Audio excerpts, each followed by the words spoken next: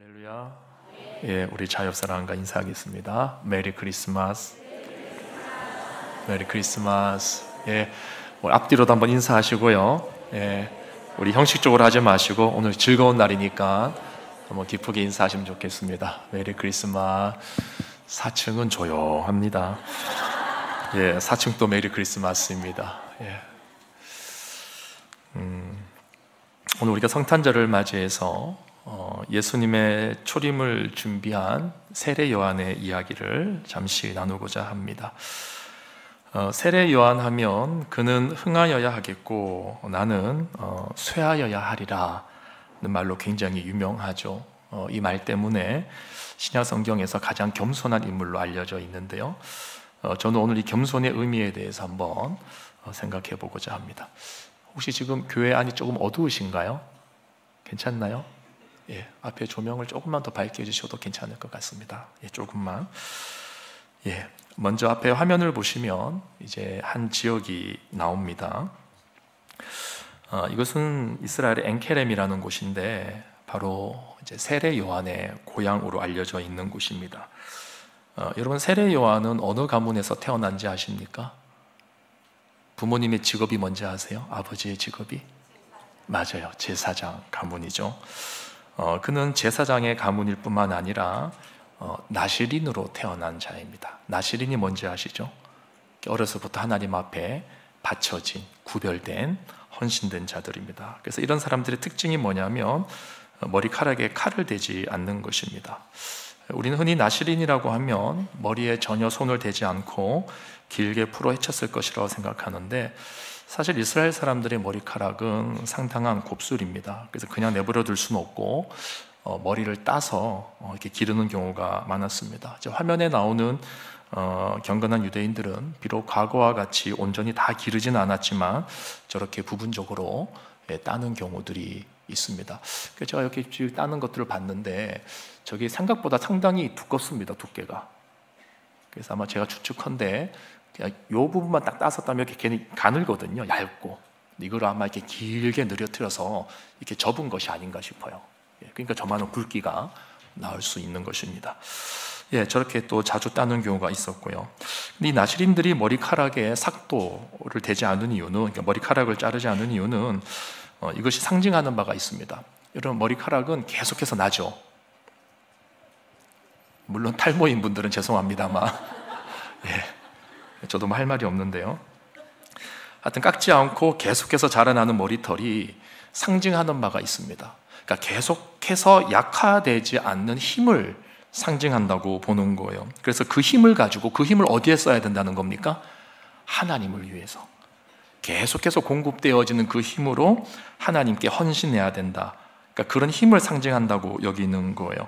그래서 그런 상징적인 의미로 머리카락에 삭도를 대지 않았던 것입니다. 자, 다음으로 보시는 이 장소는요, 바로 세례 요한이 사역을 했던 요단강입니다. 여러분, 세례 요한이 무슨 사역을 했습니까? 네? 세례를 베풀었습니다. 그래서 세례 요한의 이름이 세례 요한이 아닙니다. 성경에는 요한이라는 이름이 몇 명이 나오는데 구분하기 위해서 우리가 편의상 세례 요한이 한 사역을 앞에 갖다 붙여서 세례 요한이라고 부르는 것 뿐입니다. 요단강에서 이렇게 세례를 베푼 거죠. 이하면은 이제 요단강 줄기를 저 높이 위에서 찍은 요단강 줄기입니다. 여러분, 성경에 보면 세례 요한이 이제 요단강에서 이렇게 사역은 했지만 또 실제로 거주한 지역을 어디라고 기록하고 있는지 혹시 아십니까? 세례 요한이 어디서 살았습니까? 도시에서 살았습니까? 광야에서 살았습니까? 예, 광야에서 살았습니다. 바로 여기가 요단강 인근에 있는 광야 지역인데요. 아마 세례 요한이 광야에서 이제 거주하고 메뚜기와 석청을 먹으면서 털옷을 입고 그렇게 사역을 했을 것입니다. 자세히 보면 화면 저기 뒤쪽에 이제 밝은 쪽에 혹시 뭐 보이십니까, 여러분? 예, 맞아요. 집입니다, 집. 저기가 이제 마을입니다. 그러니까 이제 세례 요한이 실제로 사역한 광야는 우리가 생각한 것처럼 그렇게 마을과 크게 동떨어진, 멀리 동떨어진 그런 지역은 아니었다는 거예요. 제가 신학교에서 배운 바에 의하면 사실 세례 요한이 거했던 광야는 말이 광야이지 실질적으로는 교통의 요충지였다라고 알려져 있습니다. 광야가 교통의 요충지였다는 것이 언뜻 이해가 가지는 않지만 앞에 지도를 보면 우리가 이해를 할 수가 있습니다. 자, 이 지도는 이스라엘의 지도를 이제 왼쪽으로 눕힌 지도입니다. 원래는 이렇게 딱 서 있어야 되는데 이렇게 이해하기 쉽게 왼쪽으로 이렇게 눕혀놓은 지도예요. 그래서 저 부분이 바로 갈릴리 호수이고요. 이 갈릴리 호수 쪽에서 예수님이 사역을 많이 하셨죠. 그리고 오른쪽에 있는, 제가 볼 때 이제 오른쪽에 있는 것이 사해라고 하는 곳입니다. 그리고 이 두 곳을 연결하는 강줄기가 있지 않겠습니까? 그 강줄기가 무슨 줄기일까요? 예, 요단강 줄기입니다. 그리고 이 요단강 아래가 여러분이 이제 익숙한 이제 갈릴리라는 지역입니다. 갈릴리 지역 많이 들어보셨죠? 그래서 예수님의 사역을 구분할 때는 지역별로 구분을 하는 것도 이해하기에 굉장히 좋습니다. 갈릴리에서 하셨던 사역들, 또 유대 지역 예루살렘에서 하셨던 사역들, 또 그렇게 우리가 구분해 보면 예수님에 대해서 알기가 쉽죠. 자, 그리고 반대쪽은 어느 지역이냐? 이제 여기 유대 지역이라고 합니다. 예, 유대 지역. 자, 그리고 마지막으로 세례 요한이 세례를 베푼 곳이 어디겠느냐? 바로 저쪽입니다. 세례 요한이 베다니 지역에서 세례를 베풀었습니다. 자, 그럼 과연 어떻게 해서 이 광야가 교통의 요충지가 될 수 있는 것일까? 여러분, 유대의 모든 남자들은요 1년에 3차례 이상은 꼭 여기를 방문해야 됐습니다. 어디를 방문해야 됐죠? 예루살렘 성전을 방문해야 됐습니다. 그래서 갈릴리에 있는 사람들도 예루살렘으로 가야 되는 것입니다. 그러니까 저 유대 지역에 이제 예루살렘이 있기 때문에 갈릴리 지역에 있는 사람들이 1년에 3차례 이상을 예루살렘으로 가야 되는데, 근데 갈 때 이렇게 다이렉트로 가면은 빨리 갈 수가 있습니다. 근데 유대인들은 절대 저 다이렉트로 가는 길을 선택하지 않았어요. 왜죠? 왜죠? 그렇죠. 예전은 뭐 다들 많이 아시죠. 과거에 이렇게 질문하면 잘 모르셨는데 이제 요즘은 많이들 성경적인 지식이 올라가셔가지고 수준이 높아지셔가지고 다들 알아요. 그러니까 저 점선으로 돼 있는 화살표 지역이 어디냐면 바로 사마리아 지역입니다. 이 사마리아 지역으로는 이스라엘 유대인들이 절대로 이동을 하지 않았습니다. 그 이유가 바로 이 사마리아인들이 유대 혼혈인들이기 때문에 그렇습니다. 당시에 유대인들은 정통을 매우 중요하게 생각했고 또 그릇된 선민 사상에 갇혀 있었기 때문에 혼혈인이었던 사마리아인들을 굉장히 무시한 겁니다. 같은 민족 취급을 안 했습니다. 굉장히 무시하고 더럽게 여겼는데 성경에서는 이 사마리아인들을 이제 개로 여겼다, 이렇게까지 나와 있습니다. 자, 그럼 이들이 예루살렘으로 갈 때 어떻게 갔겠습니까? 저렇게 다이렉트로 가지 않고 어떻게 갔겠어요? 빙 돌아서 갔겠죠. 저 노란 선대로 돌아서 갈 수밖에 없었던 것입니다. 자, 그런데 이때 여기에서 꼭 거쳐야 되는 장소가 어디냐면 바로 베다니였던 거예요. 베다니. 세례 요한이 있던 베다니를 꼭 거쳐서 유대 지역 예루살렘으로 갈 수밖에 없었던 겁니다. 그래서 여러분, 우리가 여행할 때를 한번 생각해 보면, 여러분 여행 좋아하시죠? 자, 우리가 여행할 때 어디 가는 길에 어디 저기 유명한 명소가 있다 그러면 어떡합니까? 꼭 한번 들려보지 않습니까? 한때 이영자 씨가 그 휴게소를 소개하면서 휴게소에서 쑥떡쑥떡인지 뭐 그게 그렇게 맛있다고 어느 휴게소를 이렇게 칭찬을 하고 소개를 한 적이 있어요. 그러고 나서 그 휴게소가 대박 났다는 거 아닙니까? 사람들이 여행을 하다가 어디 뭐 유명한 곳이 있다 싶으면 거기를 꼭 한 번 더 들려보는 거예요. 마찬가지였습니다. 이 갈릴리 사람들이 예루살렘으로 갈 때 이곳에서 유명했던 이 베다니 지역의 세례 요한을 꼭 한 번씩 보고 가는 겁니다. 더군다나 유대인들은 명절 때마다 예루살렘으로 모여야 됐기 때문에 갈릴리에 있는 사람들은 계속해서 1년에 몇 차례씩 왕복을 할 수밖에 없는 거죠. 왕복하면서 이곳 베다니를 거쳐갈 수밖에 없었던 것이었죠. 자, 더군다나 세례 요한의 아버지의 직업이 뭐였다 그랬습니까? 제사장들이었습니다. 제사장들이 많이 모여 있는 곳이 어디예요? 예루살렘이에요. 그러니까 이 예루살렘에는 어떻게 보면은 이제 그 제사장 가문들이 많이 있었기 때문에 세례 요한과는 따져보면은 친척벌 되는 사람들이 많이 있었습니다. 자, 그리고 여러분, 세례 요한이 태어날 때 어떻게 태어났는지 기억나십니까? 그냥 평범하게 태어나지 않았습니다. 천사의 특별한 계시에 의해서 태어난 사람이 바로 세례 요한이었습니다. 그 사실을 예루살렘 사람들은 다 알고 있었어요. 세례 요한이 그냥 유명한 게 아니라 단순히 세례를 베푸는 사역을 했기 때문에 유명한 게 아니라 세례 요한은 태어날 때부터 굉장히 유명했던 사람으로 다 알려져 있었습니다. 그럼 여러분 같으면 저 화면을 다시 띄워주십시오.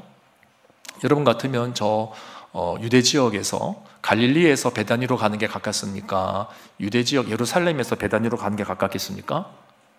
당연히 예루살렘에서 베다니로 가는 게 가깝겠죠.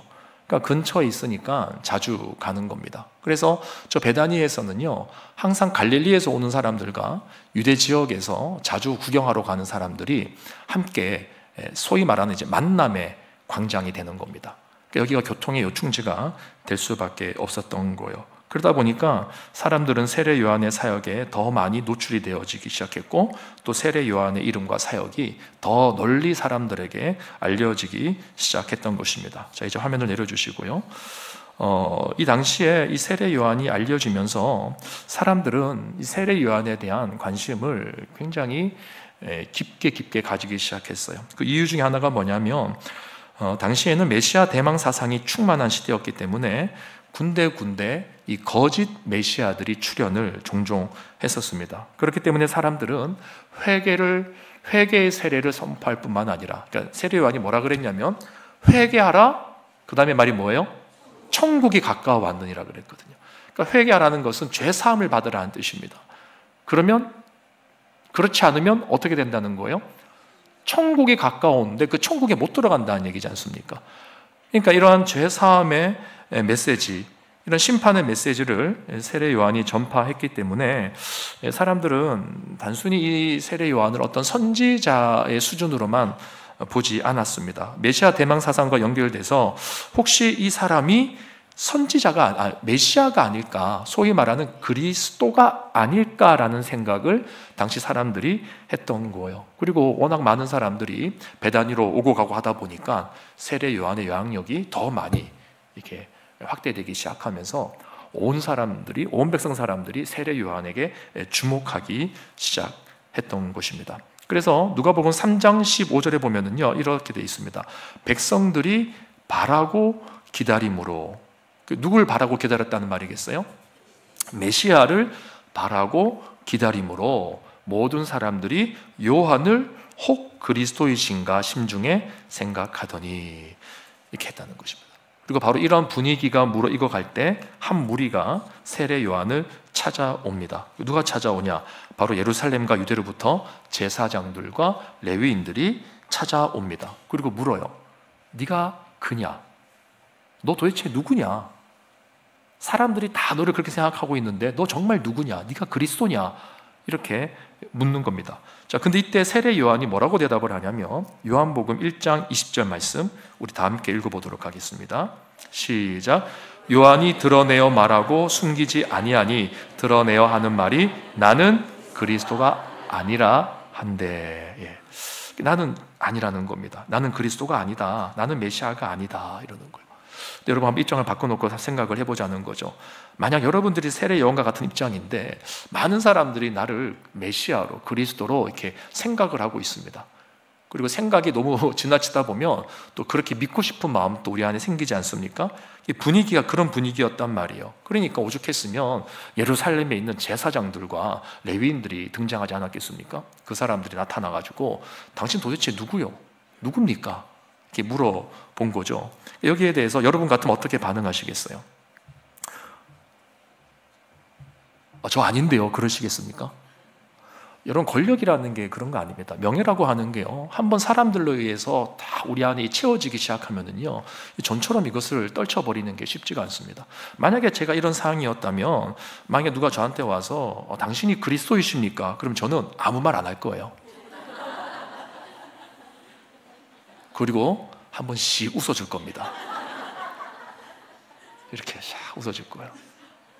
그리고 고개를 끄덕끄덕 하면서 그냥 알 듯 모를 듯. 여러분, 그게 우리 인간의 심리 아닙니까? 예. 근데 세례 요한은 그렇게 하지 않았다는 거예요. 그는 오히려 자신이 주인의 신발끈을 푸는 종보다, 그 당시에 사람들은 샌들을 신고 다녔습니다. 그러니까 샌들에 이제 끈이 있었는데 그 끈을 항상 종들이 풀어줘야 됐단 말이에요. 근데 자신이 그 주인의 신발끈을 푸는 종보다도 못한 자라고 고백하면서 자신의 무익함과 예수님의 위대하심을 있는 그대로 드러내는 아주 유명한 고백을 하는 것입니다. 그 고백이 뭐냐면 오늘 우리가 읽었던 마가복음 1장 7절의 말씀인 거예요. 우리 다시 한 번 더 같이 읽어보겠습니다. 1장 7절 시작. 그가 전파하여 이르되 나보다 능력 많으신 이가 내 뒤에 오시나니 나는 굽혀 그의 신발끈을 풀기도 감당하지 못하겠노라. 그러니까 종보다도 못한 존재다 나는, 그분에 비하면. 여러분, 우리 이 말에서요, 세례 요한의 겸손의 성격이 무엇인지를 한번 생각해 봐야 됩니다. 세례 요한의 겸손의 성격이 뭐냐? 결론부터 말씀드리면 이것은 예수님을 절대적으로 높이는 겸손이라는 거예요. 여러분 보십시오. 세상에 수많은 사람들이 겸손을 빙자해서 자기 자신을 높일 때가 얼마나 많습니까? 외적으로는 우리가 그런 판단을 쉽게 할 수 없지만 하나님께서는 다 알고 계시는 것이죠. 이 사람이 진짜 하나님을 절대적인 존재로 그 인생에 모시고 겸손한지, 아니면 거칠어로만 겸손한 척하는 건지, 그거 하나님이 아시지 않겠습니까? 여러분, 성경에서 말하는 진정한 겸손이란 예수님의 존재가 내 삶 속에서, 한번 따라해 보겠습니다, 가장 위대한 존재로 여겨지는 것이다.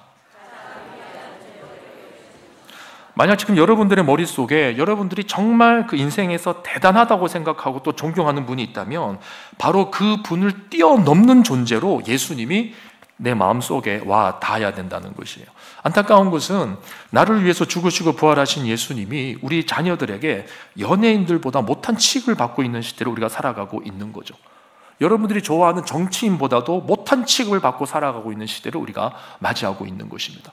여러분이 인생을 살아가면서 이 사람은 정말 위대한 사람이야, 좋은 사람이야 라고 하는 사람보다 예수 그리스도가 못한 존재로 우리의 마음에 존재하고 있는 것은 아닌가, 우리가 반성을 해봐야 된다는 것이죠.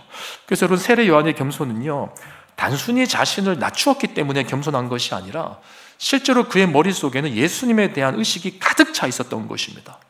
그럼 여러분, 오늘 본문에서 과연 세례 요한이 의식한 그것은 무엇일까?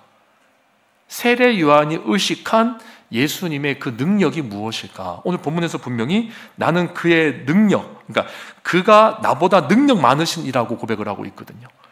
예수님이 나보다 능력이 많다는 거예요. 그 능력이 뭐냐라는 거죠. 지금 세례 요한의 능력은 뭡니까? 사람들이 인정해주는 세례 요한의 능력은 뭡니까? 예? 죄 사함의 세례를 베푸는 능력이잖아요. 그런데 세례 요한은 그것이 사실은 아니라고 말을 하는 겁니다. 내 능력은 아무것도 아니다. 내 능력은 가짜다. 내 능력은 예표에 불과한 것이다. 이렇게 말을 하고 있는 것입니다. 그러니까 지금 세례 요한이 깊이 의식하는 것은 바로 예수님의 능력인데, 이 능력이 어떤 능력이냐? 이 능력이 바로 죄사함의 능력이라는 것이죠. 세례 요한이 죄사함의 행위를 베풀고 있는데 내가 하는 것은 예수님의 죄사함의 능력에 비하면 아무것도 아니라는 거죠. 아무것도 아니라는 것입니다. 여러분, 세례 요한의 이 죄사함을 베푸는 회개, 죄사함의 회개를 베푸는 이 사역은요, 말 그대로 하나님의 죄사함에 대한 예비적인 단계에서 상징적으로 주어지는 사역이었던 겁니다. 여러분, 말라기서가 어떻게 끝나는지 다들 기억나십니까? 우리가 얼마 전에 말라기서를 보았는데, 말라기서의 마지막에 보면 내가 엘리야를 너희들에게 보내준다 그랬습니다. 그 엘리야가 누구냐? 그럼 선지자의 대명사거든요. 그러니까 이 엘리야를 너희들에게, 엘리야님이 죽은 사람입니다. 죽은 사람인데 하나님께서 신약과 구약 사이에 수백 년의 간격이 있는데 마지막 이 구약의 말라기를 마치면서 하시는 말씀이 내가 너희에게 엘리야를 보내주겠다. 그리고 엘리야가 가면 너희들의 마음을 열 것이다. 너희들의 마음을 열고 회개케 할 것이고 너희들의 마음이 메시아가 오는데 그 메시아를 영접하는데 필요한 합당한 마음으로 그 마음을 준비시켜 줄 것이다. 그런 말씀을 하셨단 말이에요. 그러니까 그 세례 요한 누구냐? 구약 말라기에서 선지자의 대명사로 여겨진 그 엘리야, 그 엘리야가 사실은 세례 요한에 대한 예표였던 것입니다. 그러니까 세례 요한이 와서 하는 일은 뭐냐면 예수님의 길을 예비하는 자였다는 거예요. 예수님의 죄사함의 능력을 예표적으로 보여주는 자였다는 것을 우리가 알아야 된다는 것입니다. 그래서 예수님은 예비적인 단계로 우리 가운데 오셔서 죄를 사하시는 것이 아니라 구약의 예언의 성취로 우리 가운데 오신 겁니다. 그분은 그분 안에 있는 생명의 성령의 법을 가지고 죄와 사망의 법에 갇혀서 죄의 종로로 타던 우리를 해방시키시고 또 우리에게 자유를 주시기 위해서 오신 분이라는 거예요. 그래서 오늘 본문 8절을 보십시오. 8절에서 세례 요한은 자신은 물로 세례를 베풀지만 예수님은 무엇으로 베푼다고 되어 있습니까? 성령으로. 물은 뿌리고 나면 말라요. 그래서 임시적이라는 겁니다. 영원하지 않는 거예요. 물은 닿으면 마르잖아요. 그러나 성령이 한번 우리를 인쳐주시면 성령님은 떠나지 않으시는 겁니다. 성령님은 끝까지 우리와 함께 하시는 분이신 것입니다. 그래서 성령으로 세례를 받지 않으면 우리가 하나님의 자녀가 될 수 없는 거예요. 하나님의 자녀가 될 수 없다는 말은 우리가 계속해서 종으로 살아간다는 겁니다. 무엇에 대한 종입니까? 죄에 대한 종. 죄에 대한 종. 그런데 이 성령을 누가 보내시는가? 바로 예수님께서 보내신다는 거죠. 그러니까 성령은 하나님의 영입니다. 거룩한 영, 하나님의 영. 영이시기 때문에 성부 하나님과 성자 예수님을 통해서만 우리에게 오시는 분이신 거죠. 그래서 오늘 본문에서 예수님께서 성령으로 너희들에게 세례를 베풀 것이다. 그렇게 말씀을 하고 있는 것입니다. 즉 오늘 본문에서 세례 요한이 의식하는 예수님의 능력은 뭡니까? 예수님의 능력은 자신의 물 세례와는 달리 진짜 성령으로 세례를 베푸셔서 죄의 권세에서부터 우리를 건져내시는 능력, 진짜 죄 사함의 능력, 진짜 죄를 사하셔서 우리를 하나님의 자녀로 삼으시는 그 능력, 그 능력을 세례 요한이 생각할 때 자신은 낮아질 수밖에 없다는 것이에요. 그래서 여러분 우리가 신앙생활에서 겸손을 이야기할 때요, 바로 이러한 예수님의 죄사함의 능력을 인식하지 못한다면 우린 절대로 겸손하다고 할 수 없습니다. 여러분 세상에서 말하는 겸손은 이런 거 아닙니까? 상대방을 존중하고, 그럴 수 있죠. 이해합니다. 그리고 내가 한 발 뒤로 물러서서 우리 자신을 낮추면, 그러면 겸손이라고 생각하지 않습니까? 그래서 우리가 겸손하게 이제 협상의 자리에 나가고 함께 회의 테이블에 앉으면은 대화가 된다 이렇게 생각하지 않으세요? 생각하지 않습니까? 근데 여러분 그렇게 어디 됩니까? 안 되죠. 그게 겸손이 아니기 때문이에요. 그게 겸손이 아닙니다. 세상에서 말하는 겸손은 그럴 수 있지만 성경에서 말하는 진짜 겸손은 그런 게 아닙니다. 그거 다 겉포장하는 거죠. 우리 자신에 대해서. 성경에서 말하는 겸손은 내가 죄사함을 받았다는 거죠. 죄사함.